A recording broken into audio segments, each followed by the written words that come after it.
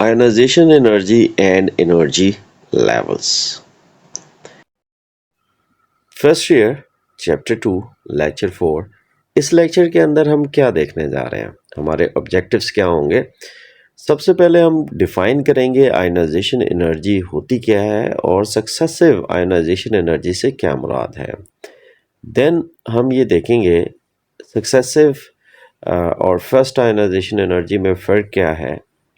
हमारे पास एक ग्राफ होगा मैग्नीशियम के टर्म में, हम उसको एक्सप्लेन करेंगे और relate ionization energy trend with atomic structure and periodic table. Next, factors affecting ionization energies. Ionization energy.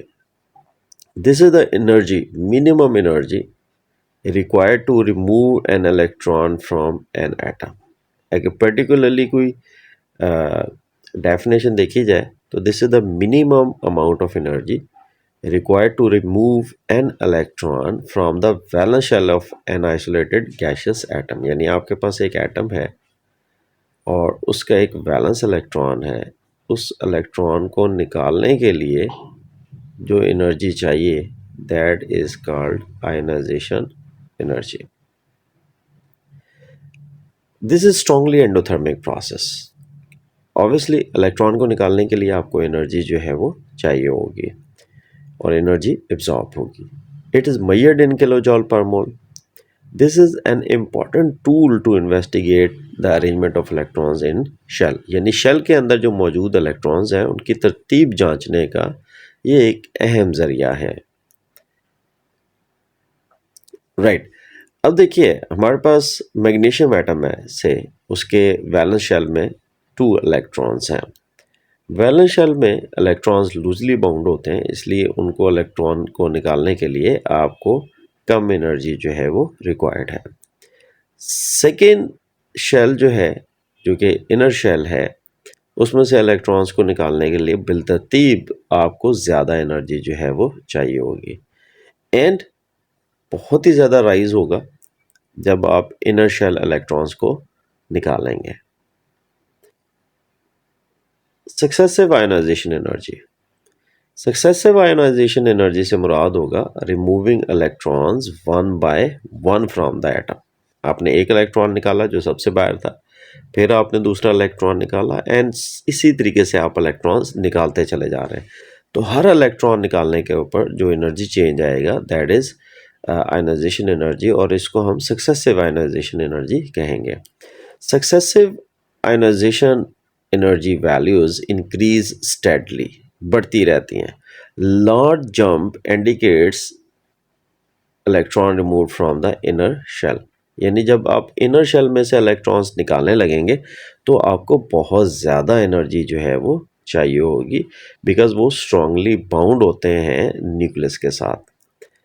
Successive ionization energies of magnesium. First 2 electrons removed from the third shell, then larger jump after the second removal second shell में, and other large jump after 10 electrons first shell electron। so हमने ये शुरू में paragraph देखा था और उस graph में हमने देखा था कि जब हम इनर इलेक्ट्रॉन्स को निकालने लगे हैं तो हमें बहुत ज़्यादा एनर्जी चाहिए होगी देन मिडल और then valence shell. Valence shell loosely bound होते हैं, उनको इलेक्ट्रॉन्स को निकालने के लिए आपको कम एनर्जी रिक्वायर्ड होती है।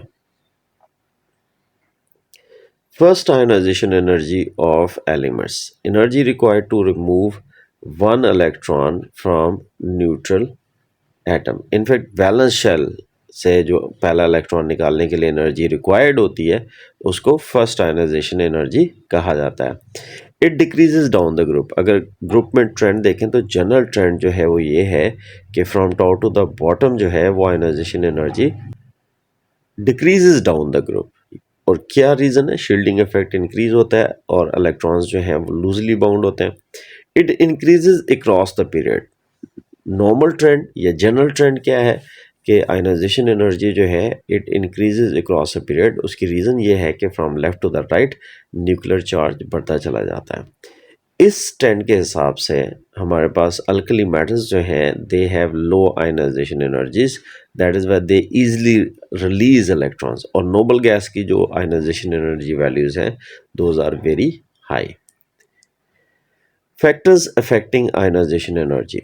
Larger atoms have lower ionization energy. तो पहला फैक्टर जो है वो एटॉमिक रेडियस या एटॉमिक साइज है. जितना बड़ा साइज होगा वैलेंस इलेक्ट्रॉन्स को निकालना उतना ही आसान होगा.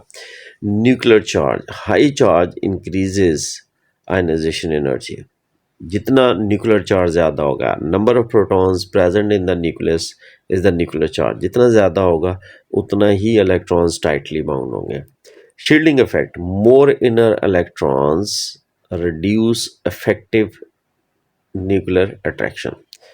जितने दरमियान में इलेक्ट्रॉन ज़्यादा होंगे इतना ही न्यूक्लियस और वैलेंस इलेक्ट्रॉन्स के दरमियान अट्रैक्शन कम होती चली जाएगी. Subshell configuration. स्टेबल filled और half filled subshells have higher ionization energy.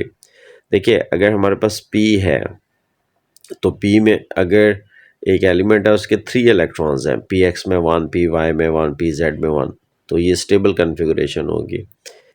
And साथ में अगर 6 इलेक्ट्रॉन्स है कम्प्लीटली फिल्ड है तो ये भी स्टेबल इलेक्ट्रॉनिक कन्फिगरेशन होगी.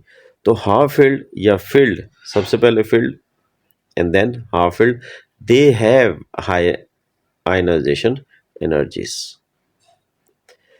So what we have done, decreases down the group ionization energy, increases across the period, large jumps in the successive ionization energy. So this is the evidence of shell structure. जैसे ही कोई बड़ा jump आया तो इसका मतलब है एक shell से दूसरे शेल में हम जा रहे हैं, देन दूसरे से हम तीसरे में जा रहे हैं. Noble gases have the highest ionization energy. Alkali metals have low ionization energies. Right. So ionization energy generally dash across a period means increases. Which element has the highest first ionization energy? Lithium, neon, potassium and cesium. neon because neon का जो valence shell है वो complete है, noble gases हैं,